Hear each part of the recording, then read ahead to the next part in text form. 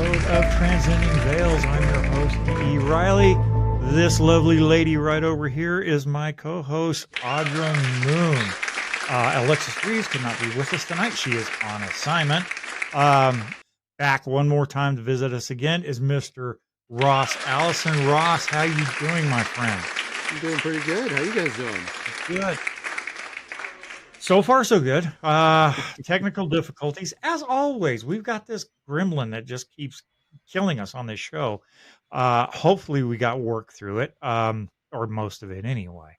Now, let's talk about this video from Homestead. Can you kind of walk us through this for the people who first? We're going to talk about this, and then we're going to get into some other stuff. So Homestead was a pretty interesting place for an investigation. It had suffered a great fire and sat abandoned after the great fire.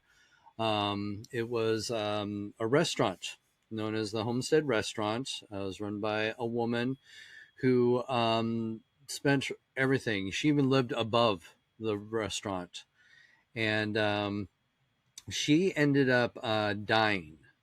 She actually got pneumonia and died up in her apartment above there. But she worked until the day she died. She loved this place. And so after she had died, a gentleman had bought it and tried to continue it as a restaurant. But he suffered a lot of problems. There was situations where he'd get phone calls from the restaurant in the middle of the night, and no one would be on the other end of the line. He was having problems with false fire alarms always going off. The smell of smoke. They would always have this situation where they'd smell like something burning. And then one day, the refrigerator door flew off the hinges and flew across the kitchen. Oh, wow. And this is a big, heavy door. They could not explain this. It was a situation where he felt that there was obviously something going on, and he had actually contacted us to do an investigation. And we were setting up our investigation. I think it was coming up like just a week before the investigation, the fire happened, and it pretty much gutted the place. And since then, it's sat abandoned. So we never actually got an official investigation. Well, years go by, and this place is still abandoned. And I finally made contact with the owner, because he still owns the building. He was never able to sell it or do anything with it. And we reconnected. And it was interesting because he didn't realize, because so much time had passed, that I was the guy that he had reached out to do an investigation. And I didn't realize that he was talking about this place that we had already, tried to set up that investigation. So there was an interesting, path that we had crossed to reconnect. And so he's like, well, do you want to investigate it now? And I said, sure. He says there's still interesting things happening there. So we actually get there, and I have a small team. They're setting up downstairs, and it's myself and June, my VP. We go upstairs, and in that video, I'm not even aware what's going on. I'm just setting up the camera, getting ready to do a walkthrough with June. June's standing right next to me. And sure enough, you see this dark figure like peek out from the doorway and then move back. And again, I did not see it at the time of filming. It was until reviewing that we had captured this. And I believe that it is Dolores. She actually, the previous owner. And I think she haunts that location. And I think the story is that we feel that she was actually trying to warn the previous owner, or the current owner at that time, about the fire. Which would explain a lot of the interesting things that happened. Like constantly smelling something burning, the fire alarms always happening, and then the phone calls from the from the restaurant in the middle of the night. The fire took place in the middle of the night. So It was a lot of this stuff, these warning signs that this fire was going to happen. And I think she was actually warning him about the fire, because she loved this place. This place was her life. And so now it has been purchased and renovated, and it has opened up as a restaurant again. Wow, that's incredible. Instre Interestingly enough, the way that you're explaining it now, I don't know if you categorize, like, hauntings in certain ways, but this sounds very much like, not I mean, just but through the way that you're explaining it, that how you're saying that it was almost like she was warning him. Have you ever thought that maybe it could be like a residual haunting where it's almost like a time loop and it's just reliving the past events that happened with her death, like the fire, the smoke alarms, the calls, stuff like that. Because from my understanding, is with residual hauntings, it's literally like they're just stuck in a time loop Right. reliving everything. So do you think would you categorize it as that, or would you No, categorize it more as in like she's sending warnings? I Intelligent. think, well, especially with the refrigerator door, that's And not yes, an residual, intelligence here. and then also with the phone calls, residual's not going to, pick up the phone and call. So I Right. think Mhm. situations like that show that there's intelligence, and with a residual, it's usually reenacting that previous event. Well, the fire had never Yeah. happened, so I would think in a situation, from the day Oh, after, after the okay. fire, then I, you might have yep. something that would be more residual. But this was something, I believe, Yep. warning him about the Yeah. fire. I misunderstood. I thought that there was also a fire beforehand. No, My Just fault. Um, at this point, I'm going to digress, folks. We are talking about hauntings. We're talking about EVPs, and we're talking about the paranormal in its purest form, the great stuff, the good stuff that I love. This is my playground here, that I get all excited about. Now, the main topic of the show is EVPs, electronic voice phenomena. Now, if you have been living under a rock for the last decade and don't know what that is, I'm going to have this gentleman right here explain just exactly what those are and how they work. So you'll get a bottom line of what's going on here, and how it's possible to do what they're doing now. So Ross, if you want to explain EVPs and how they work, etc., we would appreciate it. well, EVPs is electronic voice phenomena, and those are phenomena that's captured on recording devices. They can be captured on, audio recorders. They can be captured even on video as well. And so, as how they're captured, we're still not sure. It's one of those things. We've done quite a few different experiments to see exactly how EVPs are captured. Do you actually need a microphone? There's been experiments done where microphones were not used and EVPs were still captured. There were EVPs captured with just, with the microphones. So there's theories as to, they manipulate white noise around us. So there's been some interesting EVPs captured when you have a constant, like a fan or a white noise generator in the background. Some EVPs have been captured there, and I will share some of those that get into that theory. And it's fascinating when you can actually go into a controlled environment and you ask a direct question and you get a response in your playback, because you don't hear Mhm. EVPs as you're actually recording. You only hear mhm. them in the playback. Now, I do want to correct, there is a misconception where EVP is being constantly misused when it comes to spirit box sessions. People always want to label their, recordings, audio recordings that they capture from a spirit box as an EVP. That is not an EVP. That would be considered RVP, radio voice phenomena. So people need to, Right. make it known that there is a difference, because with Mm. those who like to use spirit boxes, echo boxes, whatever, Frank's box, you're actually hearing a response.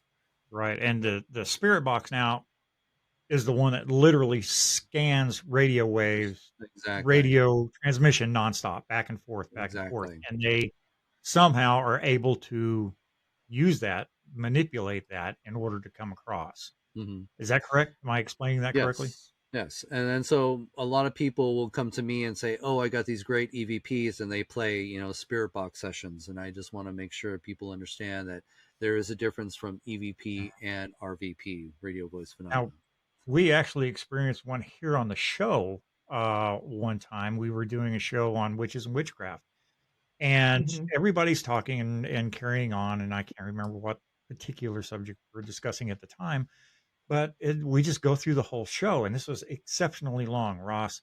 I got 5 women on this show, okay, and all of them were talking at the same time.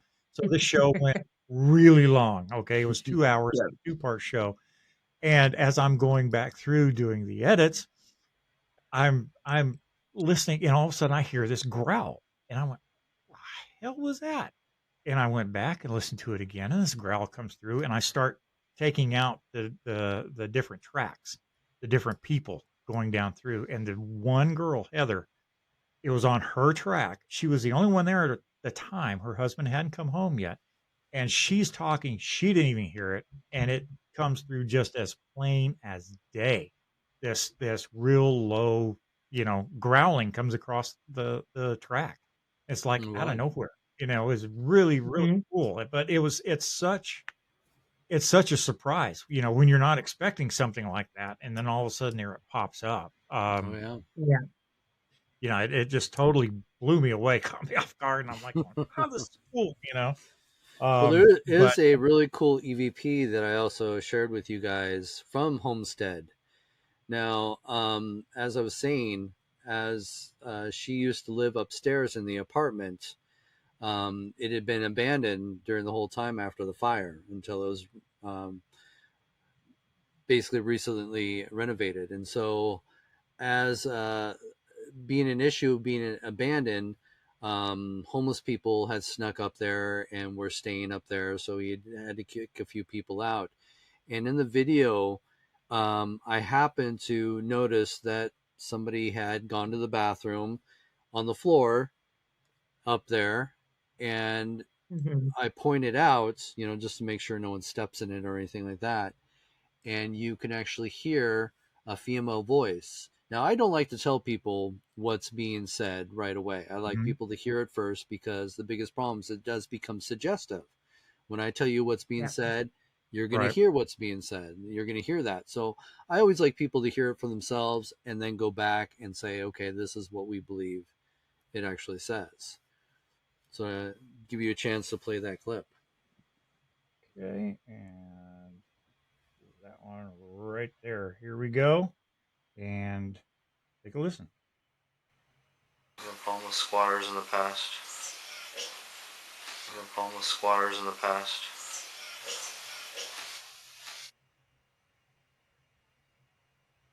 All right, So, did you so hear I'm it? talking about the squatters, because Mm-hmm. I've noticed that something had gone to the bathroom there, and you can actually clearly hear a woman go sick. Right, right. I'll play it one more time here. Mhm. Homeless squatters in the past. Homeless squatters in the past. Yeah. Homeless squatters Mhm. in the past. I could hear her before, but I couldn't make out a word. So, Yeah, it's right there at the but you end. can distinctly, but the thing is like you're expecting someone to be like when you say you distinctly hear someone say sick, automatically you expect to hear sick, not sick. Yeah, Right. This dragged out. Yeah. That was cool. yeah. It's amazing. I'm trying to. I've got so many EVPs that you sent me here. All right. I wanna play another one. This is the first one you sent. You remember what it was? I think it's the one with the train sound in it. So yeah, so this one actually is a really interesting story. This is one I talk a lot on radio shows and stuff. Everybody wants to hear my most terrifying experience, and that was actually investigating St. Louis University. That's where the true Exorcist case took place, the one that inspired the film The Exorcist. But it was actually about a little boy that they had named Robbie to protect his identity. And Mhm. And so I was invited to the campus to do one of my lectures. And when I do my lectures, I usually get a chance to take the students on a ghost hunt of the campus. And they took me to the building right next to the church that was involved in the Exorcist case. Now, at the time when the Exorcist case was happening, they actually owned that building. They have now sold it to the school. And this is Mhm. the building that the nuns have stayed in. They used to have, Sunday school upstairs. There's old classrooms up there. So they take me into the building. We go up to the fourth floor, and I'm surprised because the fourth floor is completely abandoned. And it's I don't know if you want me to go into that whole story or just go right into the EVP story, but it's up to you. Yeah, It's a long. Go ahead, tell the story. All right, yeah. all right. So I take the students up there. This is one of the first few years I was investigating, and in that year, the first year that I was doing my lecture tour, I would do the investigation, and the students would watch me do this investigation. So I'm on the fourth floor, and to my surprise, the fourth floor was completely abandoned. I mean, graffiti everywhere, holes in the walls, and it was huge up there. And I'm thinking, gosh, why doesn't the campus utilize this space? There's rooms for dorms, rooms for storage. You can see all these old classrooms. And as I Mhm. said, rooms for dorms is because there's the old rooms that the nuns used to stay in. So these could easily be dorm rooms. So, and they said that the reason why it was abandoned is because they've had a lot of problems up there. And the problems they're referring to are paranormal problems. So I'm going through all these different rooms, and I walk into this one room. And right when I walked into the room, there was this crunch underneath my feet. And I looked down and I realized I had stepped on a dead bird. Now, I had been through most of the building, so I had not come across any dead animals till now. So I just kind of kicked it over to the side, and I didn't want any other students to step on it. But as I kicked it to the side, I had noticed that this room was just filled with dozens and dozens of dead birds. And I was just Huh. like, wow, this is kind of odd because security had removed all the doors on the fourth floor. And the reason for this is Yeah. because they've had so many problems with students sneaking up there to scare each other that it just made it easier for them to do their rounds, not having to open and close doors and people hiding in rooms. So Yeah. these birds had access to the whole fourth floor. There's no doors. Yeah. Why did they all choose to die in this one room? Wow. Well, come to find out, this is the room that the boy had stayed in. And the story is that the church believed they could not perform a full exorcism on the boy in the church because this could possibly kill him. So they had moved him to various secret locations, performing multiple exorcisms on this boy before they finally finished Hmm. at the hospital. Well, this is one of the rooms that the boy had stayed in. And now knowing that an exorcism had been performed in this one room. Now, creep factor's gone up a bit, and we're in this room, and all of a sudden the room just started to drop in temperature. And it was rapid. And I was going, oh, this is really weird. It's how cold it's getting really quickly. And it was almost to a point where I was expecting to see my breath. And all the equipment Wow. at the exact same time started to go off. The compass starts spinning around and around and around and around, and it will not stop. The dowsing rods, I had somebody with dowsing rods, and they're going crazy.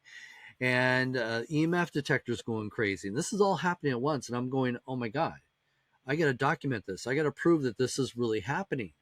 So I switch my camera Yeah. over, to video. I start filming everything that's going on. I start asking questions into the air. And I actually I apologize. I was not able to share this video. I used this video on my lecture tour. But after things started to slow down, um, I finally had a chance to review my audio and video that I captured. And I had actually got to the part where it started, as things were happening in the room, I happened to ask the question, can you tell me whose room this is? And to my surprise, there was actually a response, an EVP. And I'll edit this because I don't want to offend anybody, but it basically says, F you, it's mine. So that was pretty interesting. Well, years go by, and I'm finally asked back to go, back to the college and do another one of my lectures and ghost hunts. So I'm excited after having that, really interesting experience. I want to go back and do Yeah. more. Well, since that time, they've renovated the fourth floor. They now have Aw. offices up there. They have a big meeting room up there. That's how huge that space was up there. And so I'm talking with the student services there, and we're trying to plan out our event, and we're trying to figure out, because I want to get back to that room, but they don't know where that room is. And I'm trying to, recall from memory. Years have passed since then. And so I explained a little bit, about where it could be. And so they went and did some research, and they found out that they renovated the whole fourth floor except that wing where all that crazy stuff had happened. They left that alone. And security had continued to use that room for storing bikes, but they said every time they go up there, you grab their bike, chains would be ripped off the bike, the bars would be bent around. So they had to totally stop using that space. Wow. So the only way to get to that space is through this old staircase that goes up to that area. And so we had access to it. We were able to go back. And so I wanted to continue to do more investigating after the tour, because after that crazy stuff the first time, I was hoping to have more of a controlled environment to do more investigating. Mhm. Well, I did. They allowed me to set up some recorders overnight, and I was able to pick them back up the next morning. And in the next morning, when I went back to get my recorder, I actually captured quite a few things. And a lot of it, you can hear like somebody walking around up there. You can hear doors opening and closing. Now, I didn't share all those because it's a lot of recordings to send you. But the most interesting part was you'll hear, and again, this is when the recorder was left alone in the room after the school's closed for the night. No one's up there. And if somebody had gone up there, you would hear them go up the stairs and then go down the stairs. All right. The stairs make a lot of creaking, a lot of noise. And when I went back to get my recorder, you can hear me come up the stairs. So you hear me set the recorder in the room. You hear me go down the stairs. Hours go by. I come back the next morning, and you hear me come back up the stairs to collect my recorder. Yeah. So that's all there. But You want to give it a listen? yeah, so in this recording, you're going to hear when it was left alone after the school closed for the night. All right. So this is the Exorcist case. Let's take a listen here.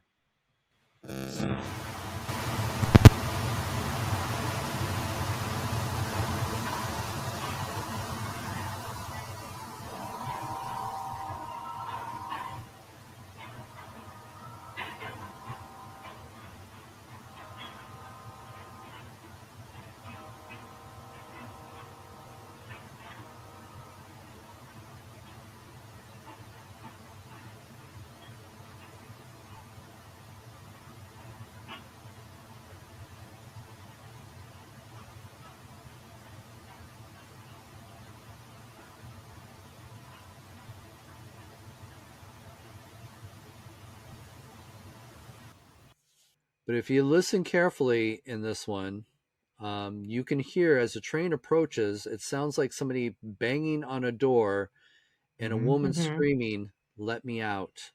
Let me out!" All right, one more time. This is the Exorcist.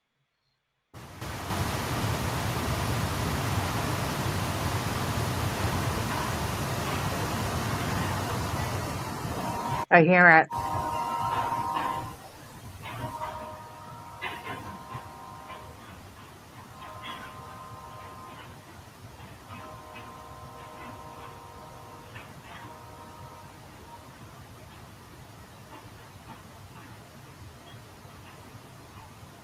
Hmm.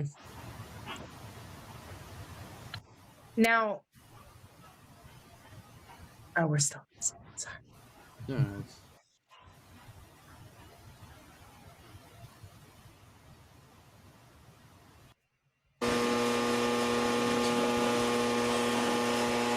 that one's definitely a lot louder than the other one. Yeah, I don't know. That's like I said, everything is cranked up to the max right now. So, um, Now, the story of this exorcism, okay? Now I don't know how much you know about it, or I'm gonna assume you know a decent amount. Um, because they said it was a little boy. Mm-hmm. Did they ever explain what actually they were exercising out of him? You know, female, male, spirit, demonic entity, whatever Well, you want to. obviously, they felt it was demonic, and they felt that it was more than Mhm. one. And that was also one of the reasons why they performed multiple, exorcisms on him, because they felt that each time Mhm. they did an exorcism, some of the demons were leaving. Going into the belief and legion Yeah. that it's an Yeah. army of Well, demons. I think it's interesting, like with that thought process, that there was a woman, or in the EVP, it sounds like a woman saying, "Let me out," you know? Mm-hmm. Um, that's interesting. okay. Now the next one you've gone up here is, I believe it's Turner Joy. Is that correct? Yep. The one that I already it started playing by itself. Apparently, it wants to be played. Once somebody played, yes. What's the setup So on this one? So the Turner Joy is a Navy destroyer that we actually investigate quite a bit. We've been investigating him for a number of years. And there is a gentleman, the spirit of a gentleman, that is heard whistling every so often. And so in this recording, you're going to hear one of my team leads. It was just a team of two, male, female. And he's talking to her because he had heard a whistle. And so he thought it might have been her. So he, addresses her, talks to her, and then he says, well, and she's like, no, I didn't whistle. And so he's like, well, just be careful, control your breathing, because sometimes you can make a whistle noise while you're through your breathing. And so he was just bringing that up. But little did they both know there was somebody in the room with them, and you hear them clearly whisper into the microphone like they're standing right next to the microphone. And I'll let you hear it first. But then it goes a little bit longer. You'll hear them talk because they didn't hear that response. They get to talking, and he asks out loud, "Did you know somebody that died on this ship?" And there is a response. Hmm. There's a little bit of a pause to it, and I don't like this. Again, I'm not going to say what it says just yet. I want you guys to hear it first, but there is a response, and then I'll go into more detail. Oh, let's give it a listen here.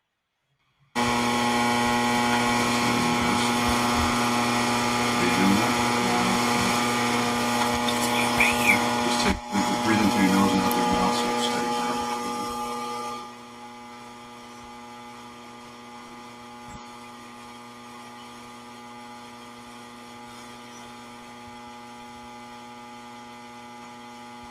Did you die on this boat? Or did you know someone that died on this boat?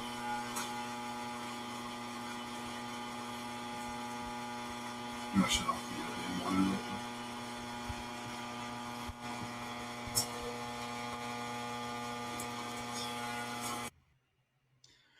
So at the end, you can kind of hear. I know you turned it down a little bit because it is a little bit loud, but in the very beginning, he asked, he was talking about the whistling. Was that you that made that Mhm. whistle noise? And he tries to explain how she Yeah. could have made the whistle noise, but you actually hear somebody clearly say, "It's me right here." Right, right. I heard that. And then after he asked, somebody that died on this boat, you hear him say, "Greenlee." And there were a few men that worked on the boat with the last name Greenlee. Let's give it a listen one more time.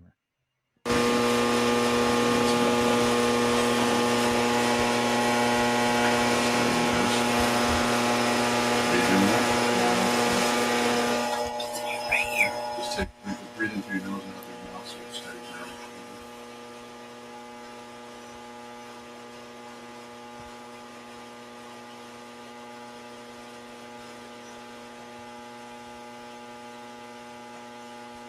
Did you die on this boat? Or did you know someone that died on this boat?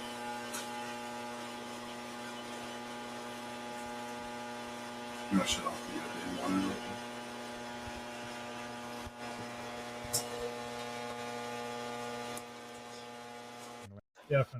Definitely heard it. That's amazing. That's it.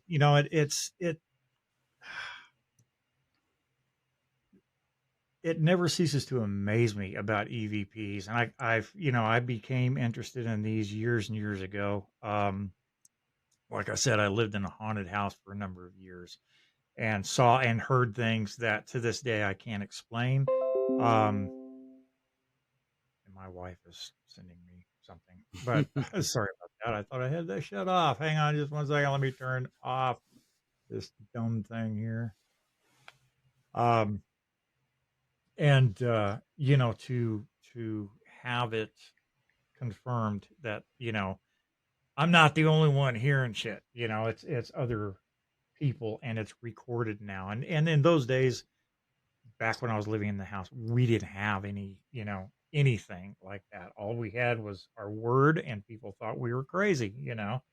until they came. We had one. It was funny because we had my wife and I, my wife at the time, had a friend of hers up to come visit us one weekend, and she was a bookworm, and she read every night before she went to sleep. Well, we had put her in, and I've told Andrea the layout of this house. We put her in one of the rooms, and we were across the living room in another bedroom on the other side of the house. And she was sitting there reading, and the door was closed completely. And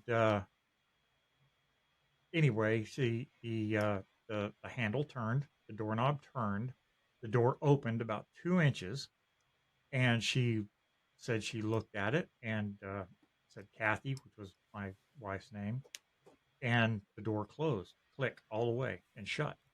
And got up the next morning, and she goes, "What did you want last night?" And my wife was like, "What are you talking about?" And she goes, "The door opened. It was like you were looking in on me, and I called your name, and then the door closed right after that. Did you need something?" And my wife goes, "Oh, no, no, no, no. The house is haunted." Bam! She never came back. That was it. She was Oh, done, no. at that point. Wow. So Just yeah. super nonchalant. Oh no, it was the Well, ghost. yeah, Mm. The because ghost. we had lived there for so long, it was like part of the family. It's just you just got Isn't you know. it? Isn't it so funny how desensitized you truly get? No. I know this is getting off topic, but just the other night, I was laying in bed, and my husband, like, he just rolls his eyes at me. But the other night, when I'm cold in the middle of the night, what I do is I take my blanket and I throw it over my head. So it's like tucked behind my head, and I'll be under the covers, like scrolling through my phone. And that's what I did. And it felt like someone pushed down on the side of my bed, like where I was. My whole body went, just kind of. So I was like, all right. So I pull the blankets off, thinking it's my youngest daughter trying to wake me up. And no one's there. So I'm like, well, I also have like a 37-pound cat. Okay. So I was like, it was probably the cat. So I roll over, and right in front of me is a big mirror, and I'm facing this mirror. And I'm still scrolling on my phone. Now the blanket's over my shoulder, and the blanket, sorry, as I'm talking about it, my cat just hissed at nothing. So as I roll over, the blanket starts lifting but only at my shoulder and only a little bit. And I'm just getting aggravated now because I'm like, you know, this house has had something in it since I was a child. But, so I pull the blanket back up and I roll over and I'm facing my husband and I'm scrolling. And then I felt the blanket lift up again. I pulled the blanket over and now I'm just like, leave me the hell alone. Like, I'm done. I'm trying to relax and go to bed. And then I felt the push again, only this time all my cats were on the bed with me. And I roll over now to face back to the mirror. And, because obviously I was looking at my phone, so it was bright. And I sleep in pitch darkness, pitch black. So as my eyes are adjusting to the mirror, I see this thing. And it's just shadow. Like, it looks like a shadow cascaded on the wall right next to my husband. And I'm staring at it. And I was telling my husband, because I know when I was staring at it in my mirror, I'm looking and I'm like, like, I knew I was making that face. Like, God damn it, leave me alone. And I think I even said something like, I don't have time for you. And I rolled over. But it's just the fact that, like, I am so entirely desensitized to anything that happens in this house. It's awful. So I tell my husband, I'm like, oh, the next morning, I'm like, I got no sleep last night. And he's like, why? I'm like, because. I'm like, we call it TT. We call the ghost in my house TT. Only because all 3 of my children have seen it when they were babies. They've pointed it out. I have pictures of something on my staircase that my son was pointing to, but they all, as babies, called it TT. It's the weirdest thing. Wow.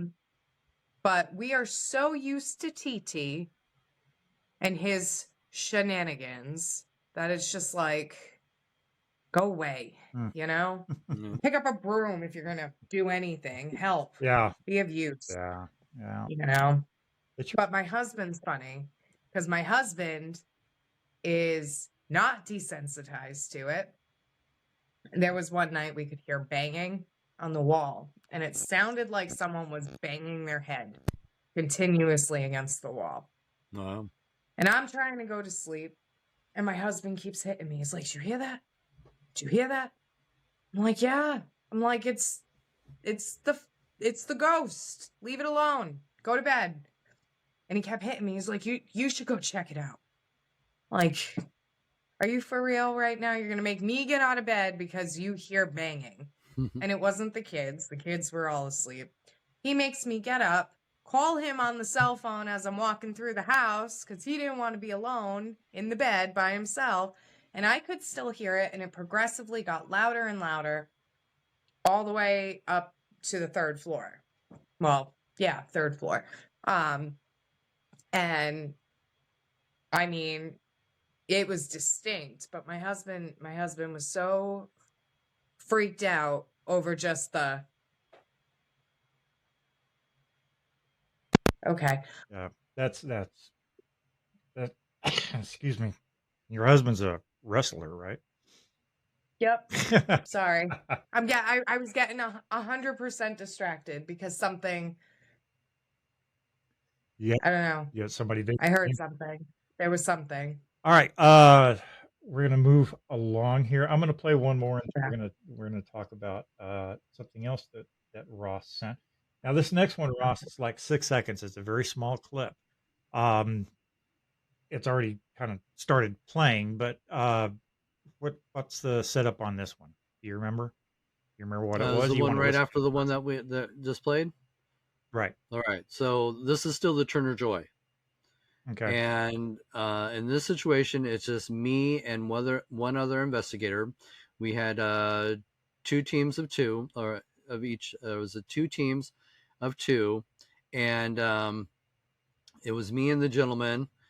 We actually dressed up in naval uniforms. I had the old blues that they wore back when the ship was still active. He actually is wearing the whites because he is actually in the Navy.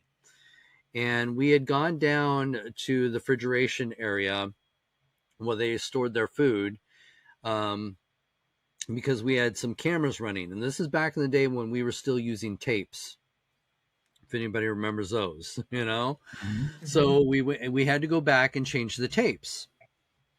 So as we're down there and I'm changing the tape, he's telling me that normally he doesn't have to wear his uniform for more than 4 hours.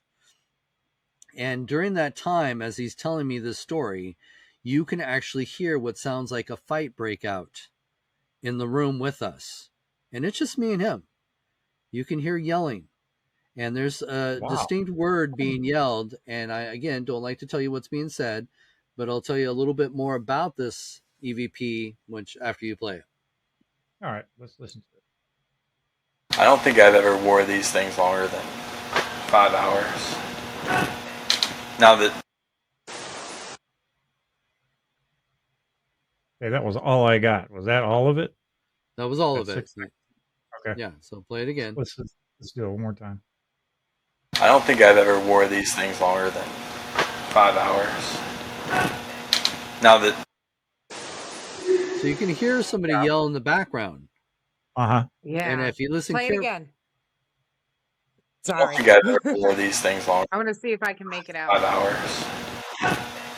Now that... I don't think I've I ever hear it. wore I these don't know what things they're longer saying. than 5 hours. Now that... So Yeah, if you listen carefully, you can hear a gentleman Rusty? yelling in the background, and he yells butt kicking. Yeah. Oh. Is that So the word? Okay. Yeah, he's yelling butt kicking. Not ass kicking, butt kicking. Butt kicking. Yeah, so listen again. Okay. I don't think I've ever wore these things longer than 5 hours. Now that... Yep. So this is where it gets interesting. Okay. So we had submitted all of our evidence that we collected on the Turner Joy to the director of the ship at the time, and he never responded. And years go by. We took a break. We didn't investigate the ship for a while. And out of the blue, he calls me and he says the most interesting thing just happened. Now, every so often, men that actually served on the ship come back. And whenever they come back, they like to, collect stories from them, what it was like, on the Turner Joy when it was still in active duty. And so this guy is taking Steve at the time, he was the director. He's taking Steve around the ship and he's telling him some of the stories. And then he gets down to the refrigeration room and he's got, oh my God, I got the greatest story I can tell you about this place. He said at the time there was this little cook and this big cook. And the big guy constantly picked on that little guy. And he says one day when they were down there, that big guy started picking on him. And that little guy just snapped. And he said he gave him the biggest butt kicking he had ever seen. And right when he said butt kicking, it triggered that EVP that we had captured. And I think that right there is a prime example of a residual haunting, where finally this little guy got the courage to confront his bully and give him the biggest butt kicking, because he said he didn't understand why he used the word butt kicking, because normally sailors have the dirtiest mouths, So for him to say butt kicking was like, oh my God, So I think we captured that moment where, he finally, had the courage to confront him. That is fantastic. Okay, I'm going to throw up this, and we're going to talk about this guy here for a minute. This fella, and I'm going to put him on the screen right now. His name is Mr. Creepy. Now, I'm going to leave this up so you guys can take a good look at this photo. Now, Ross, tell us a little bit about Mr. Creepy here. So Mr. Creepy, he is in our death museum that's Spooked in Seattle. And I came across him when I was searching for death memorabilia for my museum. And a lot of times when I visit a lot of these old, antique stores, I always ask, do you have anything that's odd? Because sometimes these, antique stores will get some amazing, interesting pieces. And sure enough, she started to tell me about this doll. Now, he actually was made in the 1960s by a retired ventriloquist artist. And he actually worked in the vaudeville days here in the Northwest. And in his retirement years, he continued to make these dolls and perform from time to time. Well, he actually made this doll in his likeness. He made the female counterpart in his wife's likeness. Now, what made these dolls extra creepy is they used their real hair on the dolls. So after their passing, the dolls were sold as a pair. And this woman, she purchased them and she put them on display on a shelf behind her register. And they sat there for years, no issues whatsoever. Well, unfortunately, they sold her building, so she had to pack up her shop and move to another location. So she packed up the dolls separately and she put them into storage. And when she got her new location, she pulled pieces out of the storage unit to restock her store. Well, she found him, but she didn't find the female counterpart, but she went ahead and put him on display in a glass case behind the register. She said right away that's when she started having these weird sensations. She always felt like she was being watched, somebody breathing down the back of her neck. She said there were days that would go by and she'd come back and she'd find that his head would be turned or his eyes would be looking in different directions. She said one day she even came in and found that the glass case was wide open. She said after having these experiences with him, she's the one that named him Mr. Creepy. So she put him at the back of the store and on a bottom shelf. She didn't have to see him every day. So after she told me this story, I was just like, oh my God, I would love to have this guy. I would love to give him a good home at Spooked in Seattle. This was just perfect for us. So she was so happy to get rid of him that she sold him for $1. Now, Wow. I put him in a glass case in our museum. And it was actually, I think, a month after we had him. I was alone at Spooked in Seattle. I was in the office when I heard a thud against glass. And I immediately thought something happened in the gift shop. Something had fallen in the gift shop. So I went, looking around the gift shop to see if anything was disturbed. And I couldn't find anything disturbed. Now, this was our old place. This is before COVID. And so we actually had a much larger space. So I am actually walking around trying to figure out what could have made that noise. So I come around the big tables that we had at the time, and I'm now facing the glass case with all the haunted dolls. And that's when I noticed that his head had turned and is now leaning up against the glass.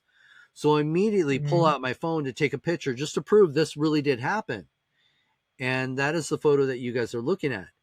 Now you can see his head is turned oddly in the glass case. But what's more interesting is if you look at the reflection in the glass of his face, it looks a lot different than the doll itself. His eyes look very droopy.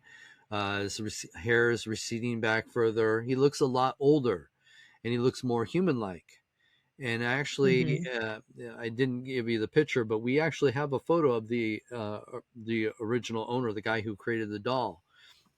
And it looks like an older version of that man. Wow. And so a lot of people have asked, why would he be haunting that doll? And I think he's looking for the female counterpart, his wife. They hadn't been separated since the day they were created. And so I have been on a quest to try and find her because I would like to bring those two souls together. Yeah. Wow. That's fascinating. And I mean, David knows I'm a sucker for a haunted doll. So I have one myself. I had a whole collection for a very long time, but it was a lot of energy in one spot. Yeah. I have worked with multiple occult collectors and mediums where I've gotten some of my spirited dolls, and I mean, I've had I believe there is a picture that was used for transcending veils early on of two of my more malevolent dolls, my two clowns. They came as a pair, And I mean, once I had gotten the box, I immediately, touching the box, got the worst headache. And I mean, it didn't stop until I had them up in my office and I was away from them, you know. So my favorite though is he is currently put away because of renovating, but I did obtain one from a collector who, his name is Larry. I believe I've told David about Larry, right? Mhm. Yes. So Larry, they've worked with him with spirit boards and what do you call them? The radios. Why a spirit box? Oh my Mhm. God. So, and the only thing that they've gotten out of him was that his name was Larry, murder, and Ohio. They got Ohio out of him. And then they also got execution. So I went on a massive hunt after I got him to figure out how many people have been convicted of murder in Ohio that were named Larry within the past 100 years and have been executed or, put on death row. I don't know who he is yet though. And I've had him for a couple of years. But he's a tough one. He's strong. He's the one that, the hair will stand on the back of your neck, he'll be in different spots. My kids are afraid to go into my office because of him. The door will open and shut on its own with him. So he's my only remaining one left that I have.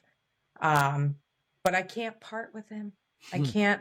We've got like a connection. It's weird. We do. We have a weird bond. And I mean, he definitely has some negative juju attached to him. Negative. But I don't know. Now We vibe. I heard, and I'm just gonna throw this out because I wanted to get Ross's opinion on it because it is, Okay. you're talking about a spirit haunting a inanimate object, Yeah. But this was a very interesting story that I heard last week, and I wrote it all down and I left it downstairs naturally. But it was about a talking clock over in England. Now, you guys may be too young for this. I don't know. But back in the old days of telephones that were like attached to the wall with cords and stuff, Yeah. you had a number. You had a number that you could call, and it would say on the tone the time is, and it would tell you what time it was. It was a talking clock. Well, they had one over in England. It was talking clock version number 2. Had a very distinguished British lady that would come on and with that uh, very uppity British accent say at the tone the time will be blah blah blah, and this thing worked flawlessly forever. It worked forever, and the guy that was in charge, the magistrate that was in charge of the clock for the telephone company there in England said he was staying there one day and all of a sudden it started making this weird noise. And he said he walked around to the side of it and was looking, couldn't figure out where the noise came from, and then it just stopped. So for the first time, it just quit, and he had no idea why. So he's going through this. Excuse me, my microphone's acting up again. He's going through this lengthy process of trying to repair this clock and get it going again. There was no backup. That was the only one they had. And 2 days after the clock had stopped working, and he was in the middle of repairing it, he had got the word that the lady whose voice they had recorded for the clock had died the very day the clock stopped working. Oh, wow.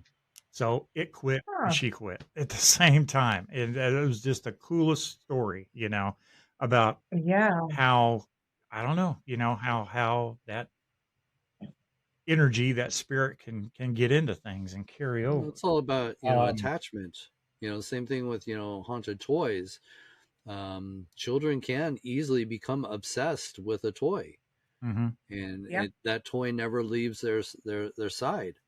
So a lot of Hmm. times that could be a reason why a toy can easily become haunted, is because it's getting the mhm, attention that an entity, a spirit would want. That right. attention.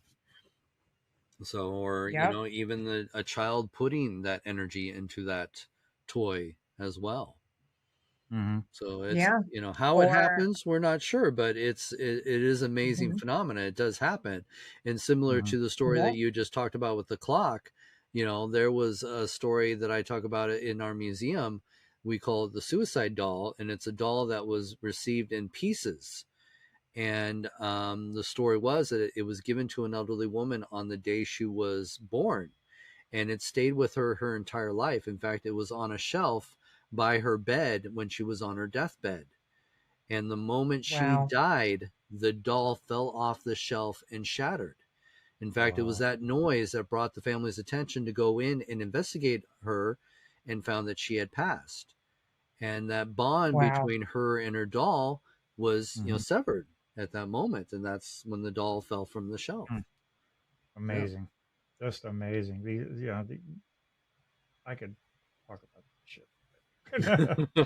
But we're Okay, supposed to be talking about EVPs. yeah, we're gonna do another one here. This one is 34 seconds long. It's the fourth one you sent. I don't know if you remember which one it was. I Walker don't. Ames, maybe? Oh, Walker Yeah, Ames, is it Walker Walker Ames? Ames. Okay. Yeah. So, and this one is interesting. This actually isn't an EVP because they actually hear it. This is actually the haunting where they hear a woman crying. And in this recording, the two investigators are alone, male, female, and they actually hear at the very, very beginning. So you have to listen right away. You'll hear what sounds like a woman sobbing, and then they react to it. They're like, "Oh my God, did you hear it? Did you hear it?" And then she goes in and explains what she thinks she heard. And surprising, when they played back the recording, that's what they got. All right, and here it is. Did you hear that? Step downstairs. No.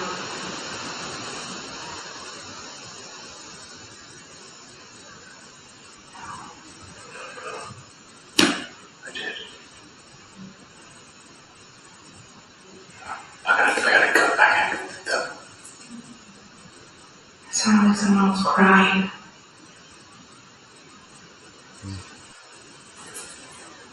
Over.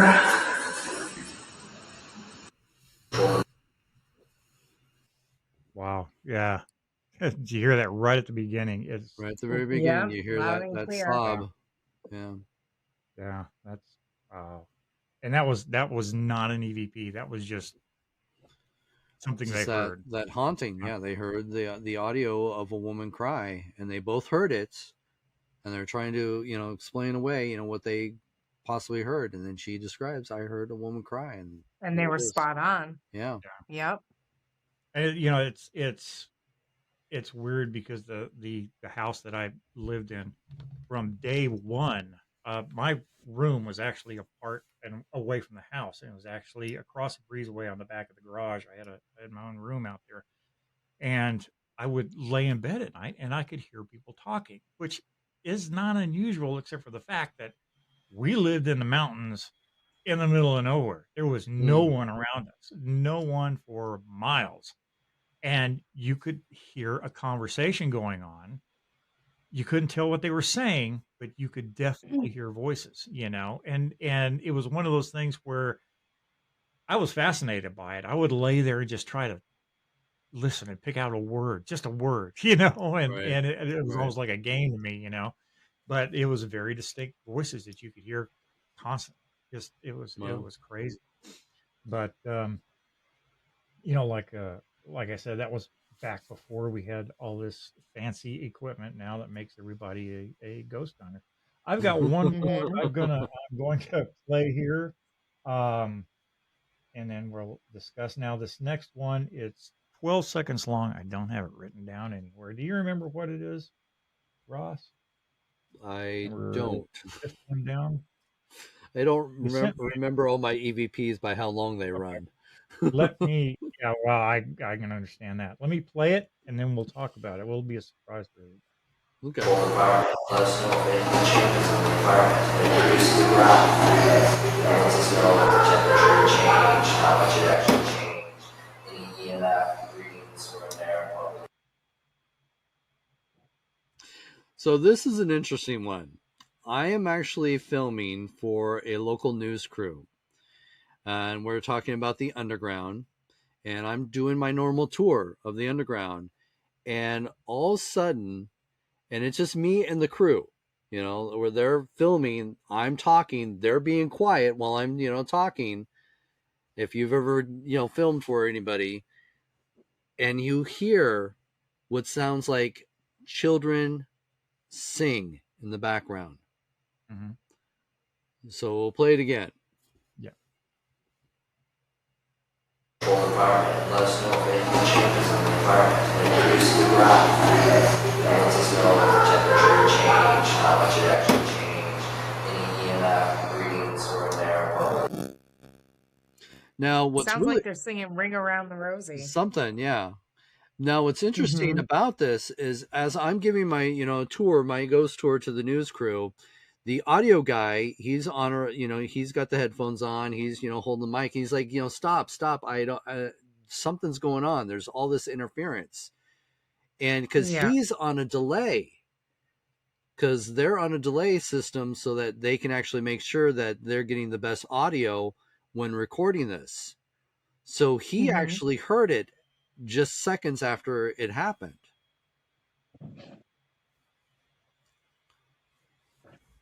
Just absolutely amazing. Yeah. Audra, you Well, I was have. going to say real quick, there is a story to it too. Oh, yes. So come to find out, because people would ask you, why would there be children down there singing in the underground? And the underground are just basically where, abandoned tunnels that go around the city block. Well, come to find out, a lot of the local children would sneak into the underground sections when they were abandoned to play, especially if it's raining outside in the city of Seattle. It was just a fun little area that they could, hang out and play in these, these old tunnels. And so I think that right there was a residual haunting of these kids having a good time playing in the underground. Playing and singing underneath. Wow. Amazing. We're going to have to cut this out. We've gone over our time, and I'm glad that we did because I've had just a marvelous time tonight. But Audra, I wanted to talk about your EVP. Do you have it there? Do you have it available, or do you want to? I don't. So, but I will discuss the EVP, and so on further on a episode in the future we can use it. So the EVP is actually on my desktop computer, which is it's completely dismantled right now because we're in the middle of a remodel. But actually, David, I'm pretty sure I sent it to you. You did. I can't find it. I don't know where. I've looked for it everywhere. I don't know. It's got to be in the chat. Got to blame the ghost. I bet you. Yeah, I bet you it's in the chat. But it's it's a video that I took of my daughter, and I moved. I had filmed her blowing bubbles and popping bubbles, and I had a feature on my phone for slow motion and like hyper slow motion. So I put it on that and was filming a cute video. Now, when I brought it back, after I was done filming, in real time, You can hear you can hear my voice in slow motion. You can hear her voice in slow motion. There was no TV on, no nothing.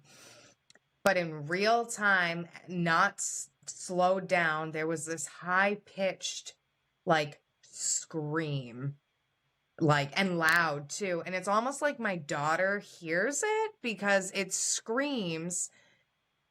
And then my daughter starts looking like that really slow.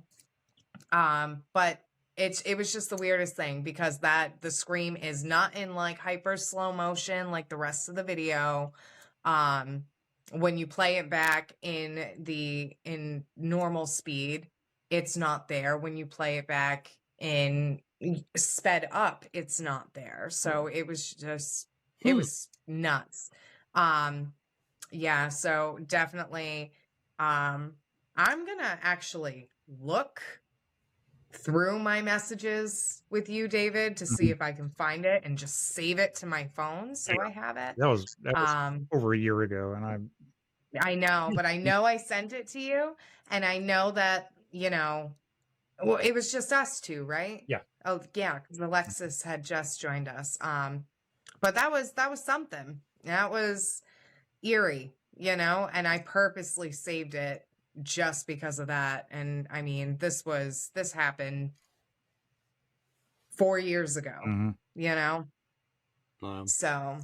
All right. Ross, is there anything else you want to surprise and amaze us with before we get out of here tonight? I was going to share that one video. Speaking Alright. of screaming, that everybody asks, have I ever screamed on an investigation? And I have. I have been startled on an investigation, and there is actually a video of me doing that. And I'll tell you the story, and then you can play the video. All right. So we're at the Bel Air House in Bel Air, Ohio. It's been featured on a few ghost hunting shows. And we were actually doing an investigation there. And the team that I was with David Weatherly and Dave Spinks. And we are actually doing this investigation. We're the only three in the building. They like to investigate alone. I normally don't investigate alone. I at least like to have a partner for witnessing, issues. So they wanted me to investigate alone in the room where women have been physically attacked. So I'm going to be honest. For the first time in my career, and I've been investigating for over 30 years, I had a hard time being alone in this room. It was a feeling I just could not shake. And I was getting mad at myself. I'm like, I've done so many investigations. I've been in the scariest places, the exorcist room, I've been things like, and I'm really not really fazed by it. But I could not shake this feeling like I just don't want to be here. I do not want to do this. But I didn't want to let the guys down. So I'm trying, to get through this, investigation. And I'm trying to talk to whatever's in this room. And there's some strange things happening in the room. There were sounds that I didn't hear, because normally when I hear a sound, I will tag it on my recorder. I'm trained that way to do that. So there are sounds that he tagged in this video that I did not see. But the thing is I've been asking for some sort of sign. And shortly after I had done that, the thermal camera flies off the tripod and I scream. Now, I do not run away. I stay there, but I did scream in this recording. Now, let me ask you, this is the first video that you sent to me. Is that correct? Yes. Okay, here we go. We're going to play it. You'll be able to hear it. For the people that are just listening in audio, you'll be able to hear it, but you will see the clip on our YouTube channel. So here we're going to play it.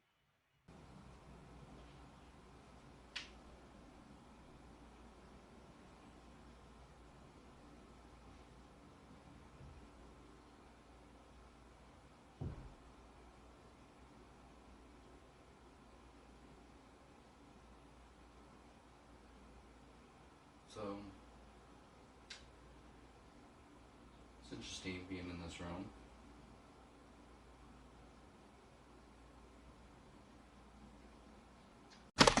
Oh! You guys? It was a very primal scream, too. Okay. I know. I just didn't expect that. Camera just flew off. What? Okay. What happened? Scared the hell out of me.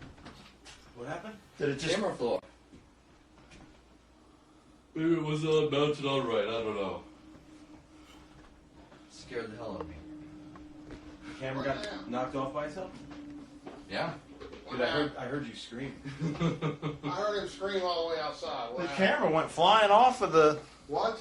Yeah. Yeah. Okay, I don't feel bad. Everyone else is laughing too. He's laying over here. But it just goes to show Damn. that even in a situation where I get startled, I still stay there and continue with the investigation. That was such a great scream. It really was. I jumped, I think, when that happened. That was great. That was, and I mean, that's just a normal human reaction. I don't care how many times you've, done this kind of thing and lived through that. When something unexpected like that happens, yeah, I would immediately turn into a 12-year-old girl with no problem at all. No problem at all. All right, with that, that was cool. We're going to wrap this up. Now, Ross, you're getting ready to go out on speaking tours. Is that correct? Yep. I leave on the 18th, and I'll be gone until after the first weekend of December. So, yes, Fantastic. I'll be out there lecturing, doing all kinds of events for the fall season. And if you That's awesome. have not seen it yet, check out Ross's documentary, Parasense, The Naked Experiments. It's streaming like everywhere right now. It's the Halloween spooky season, guys. This is one you really need to catch because it is really, really amazing. And there's just no other way to put it. And you're working on 2 more books. Yeah, 2 more books. You can find all of my books. Haunted Toys, since we talked about toys, is out there on Amazon. So you can definitely find all my books on Amazon Prime. And you can check out the documentary, I should say, on Amazon Prime. And it's been keeping me busy. So I do have a couple projects in the works. Also, we're filming another episode of Parasense. So we got that going on. Just a lot. And then plus I'm right in the middle of moving, and I'm trying to get moved in before I, leave on my lecture tour. So I've got a few more days to do that. Almost done. I'm probably about 80% done. So yeah. Busy. All right, then. Well, with that, we're going to wrap it up. Audra, do you have anything, my dear? You look stunning tonight, by the way. Thank you. This time I'm not sick. Like our last episode. I'm the sick one tonight. I've barely made it through here. I've been trying my best to keep it all down. So, but anyway, we made it. And you guys, I want to wish you a wonderful Halloween. Have a happy Halloween. You too. Be safe out there. Oh yeah, be careful, guys. There's a lot of crap going on right now, so always. It's not the dead you have to be afraid of. That's Keep that it. in mind. That's it. Exactly. I couldn't have said that better myself. And with that, we're gonna say good night, guys. Good night, guys. And guys, as always, keep it spooky. Good night.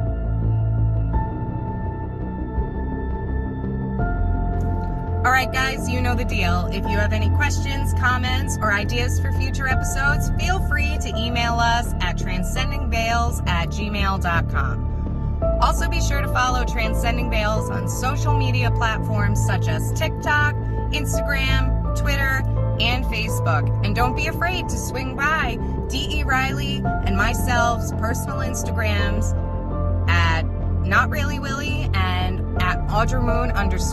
We got some spooky stuff going on there too. So until the next episode, can't wait to hear from you guys. Audio and video clips used during the making of this broadcast are the property of Ross Allison and A Ghost and may not be used without their consent. And for Transcending Veils merch, go to teespring.com/Transcending Veils podcast.